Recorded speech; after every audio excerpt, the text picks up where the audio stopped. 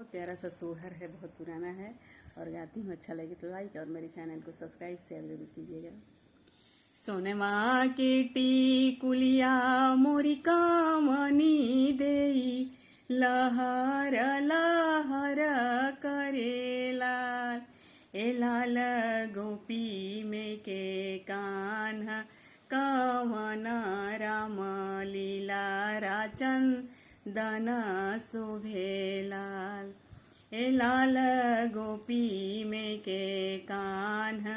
कवन राम लीला राचन दना शोभेलाल जिन्ही धनी आँखी सेना उतरली पलक सेना बिसरली लाल तिन्ही धनी पड़ली सौरिया कैसे के जियरा बोधबी नयन से निहार भी हो जिन्ही प्रभु आँखी सेना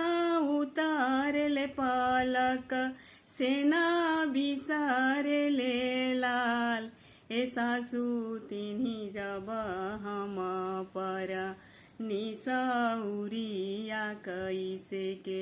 जियरा बोधबी बात चित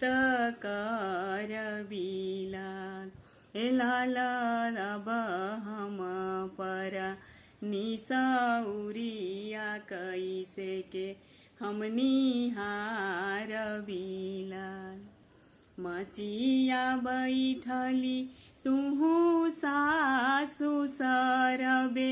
गुणवे आगरी हो ए सासु हमारे दुवरिया से जिया डास सोवत हरि के देख बितनी बात चित कर बिलाल राम रसोइया तुहु गोतिन सरबे गुणवे आगरी लाल ए गोतिनी हमारे दुवरिया जेमना धर जेमत हरि के देख बितनी नाए ना मिलाई भी हो। तो सास कहती हैं तुहु तकावनी देई खेलवाड़ी हऊ नैहर के खेलली हऊ हो ए दुल्हनी अपने दुवरिया से जिया डास सोवत हरि के देखतनी बात चित करहूँ हो ए दुल्हनी अपने दुवरिया जेमना धर जेमत हरि के देखतनी नाए ना मिलई है अरु बात चित करी हनु।